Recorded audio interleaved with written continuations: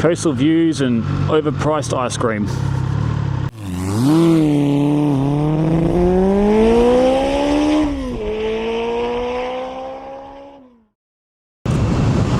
Hello everyone, welcome back. It is another beautiful day here in Perth. As usual, what are we looking at? 20 degrees Celsius, sunny. I'm just about to head down to the beach to do a little coastal ride. I thought I'd do a little ride and just talk about, you know, what it means to start a YouTube channel and, you know, what you should expect and what I'm expecting, because it's not easy. And it won't be an easy path for at least a year or two. And you know, if you're a new motor vlogger and you want to make videos because you're passionate about bikes and riding, I definitely think you should start one. Because you know what, frankly, what do you have to lose? I started this channel only, 2 weeks ago now, I think. Purely because, I mean, I love riding bikes, and I'm actually found that I really enjoy creating videos and uploading them. It feels like, you know, it feels like an achievement of some sort. It feels like I'm at least putting something out there into the community, you know, for people who have the same interests and passions. But obviously, you know, your videos they're gonna suck. They're gonna suck at the beginning. My videos, I mean, they're terrible. And my goal at the moment is to reach 100 subscribers. It's not a very big goal, but it's something. And I think, you know, we should start small and kind of work your way up from there. But it's a long process, you know, you got to do a lot of research. You got to figure out, you know, what people are interested in, how to keep people watching your videos, and how to draw people into your videos in the first place. Because let's be honest, if you don't have the caption or the thumbnail to actually draw them to the video in the first place, then you're not going to get any views at all. So, I mean, that's the first step. Now, I'm not coming from someone who's experienced at all. I've only got 4 videos so far. 4 videos and maybe a total of like 120 views through all of them. And 2 subscribers. But you have to start somewhere. So I want to welcome you guys and invite you along this journey that I'm on. At the moment, my videos, I'm trying to figure out what I want to make content on involving, you know, motorcycles, riding. You know, do I want to make self-help videos? Do I want to make tutorials on, you know, how to service your bike or how to ride a bike or this and that? Or do I want to make, you know, do I want to do review content? I haven't figured it out yet, to be honest. Everyone keeps telling me the same thing, and that's, do not get discouraged by your view count. Something on the lines of 90% of YouTubers who start quit, and it's purely because they don't get views and they think, oh, I suck, my videos suck. You know, no one's going to want to watch me. I look awful on camera, I sound awful on camera. You know, this isn't for me. You know, and I go through that too. I go through those stages. But I think the goal is I'm going to keep posting no matter what. And I'm going to try and find what it is, what my niche is that I like to actually make content on. Because the reason why you're not going to be getting any views in the first place is because YouTube's algorithm has no idea where to put your videos. For instance, my 4 videos I've uploaded, it's not enough content for the YouTube algorithm to read through and figure out, oh, okay, he's doing this, so I'm going to send his videos to this audience. It's not enough. I haven't fed YouTube enough for it to make up its mind on what it's doing with these. Because all it does right now is says that I've got 138 views in total on 4 videos, and it goes, well, you know, what am I supposed to do with this? Ooh, hot rod, nice. Look at that.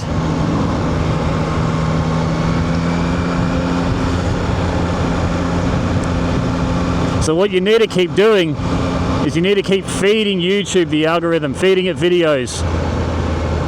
You know, at least, if you're trying YouTube, at least do 100 videos, because that's what I'm going to try and do. And hopefully on my 100th video or 150th video, we can start to see a little bit of change. Think of it like a social experiment of some sort. All I can say is, guys, just start making videos, whatever it is you want to do, but don't take yourself too seriously, because your first 100 videos are going to be awful, like absolute terrible, because you have no idea what you're doing. You're not a professional photographer or filmmaker. You're not a professional editor. You're probably working a day job somewhere, and you know, you can't expect too much of yourself. So make your videos, have a laugh, watch your videos over, but obviously not once you've uploaded to YouTube. Watch them in your editing and try and pick up key factors of things that have gone wrong or things you'd like to change, and just increment those little changes over time. At least try and fix one thing in each video. Just don't be so hard on yourself, you know. Most people who go through apprenticeships and trades, it takes them 4 years to at least get a qualification on what they're doing. So it doesn't make sense for you to jump into making videos and expecting yourself to be a pro editor, you know, expecting yourself to be fluent and watchable on camera, because you won't be. I know I'm not. I feel like I'm yelling into the microphone. I hope I'm not yelling at you guys. You know, for me, part of my biggest hurdle is actually being on camera and filming myself and hearing my own audio. It's really hard to watch. And I've done 4 videos now, but it seems, I feel like it's getting a little bit easier every time. You know, every time I'm editing and watching myself, it's getting a little bit easier to kind of get through it. And you're your own worst enemy, you know, your own worst critic, because no one else really cares what you look like and sound like.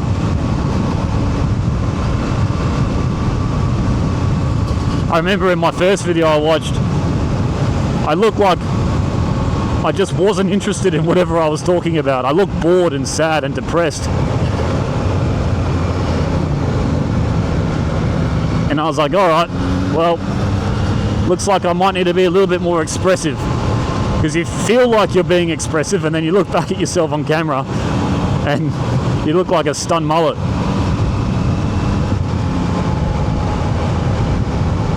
But I can already, even just after 4 videos, even now, I feel comfortable. I feel a little bit more comfortable, you know, because in reality, I'm just talking to myself right now like a crazy person.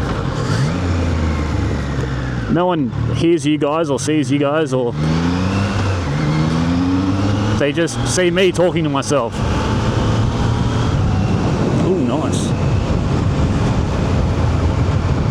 But if you're really struggling, just pretend you're talking to a mate of yours or a friend.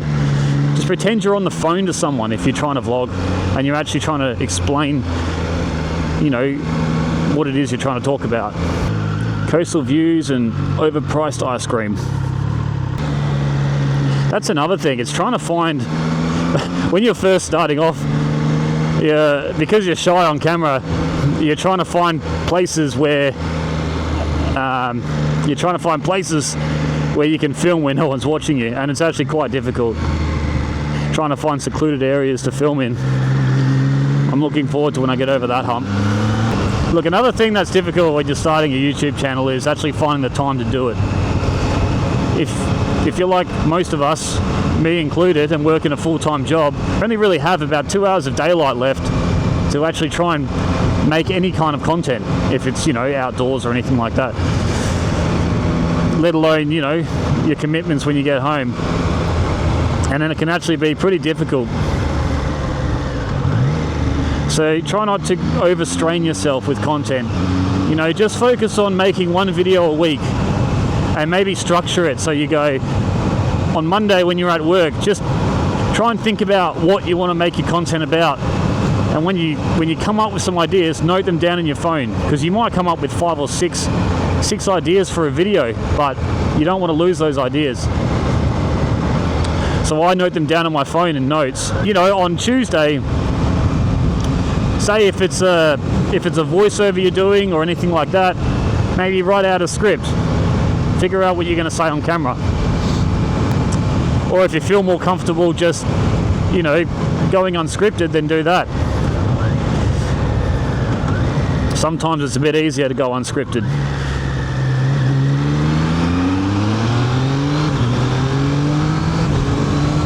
And then on Wednesday, you know, film your B-roll or film your audio or something like that. Oh, this isn't where I want to go. Hey!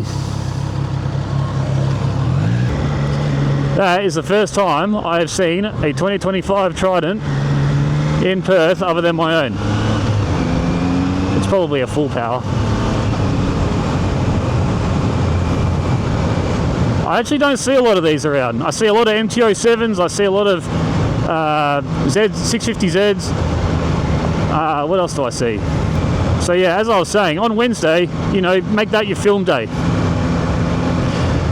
And then Thursday, editing, Friday, maybe, you know, uploading. But just try not to overload yourself.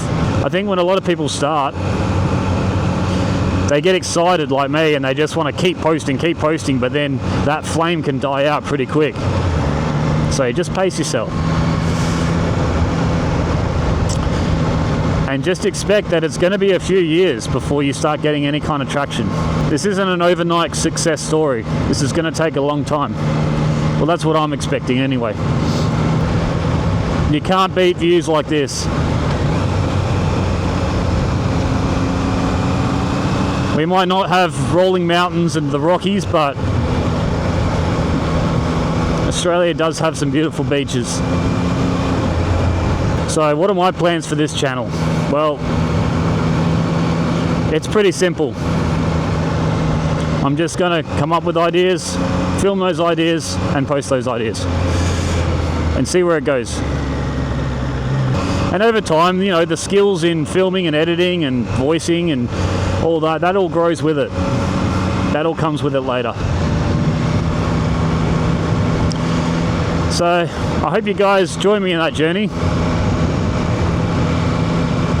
And if you're thinking about doing something similar, I hope you guys, you know, when you close this video down, actually go out and press record, start filming, whatever you want.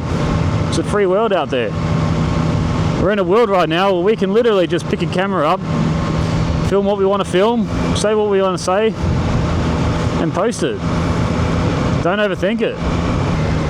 You can always edit parts out, especially the ums and ahs.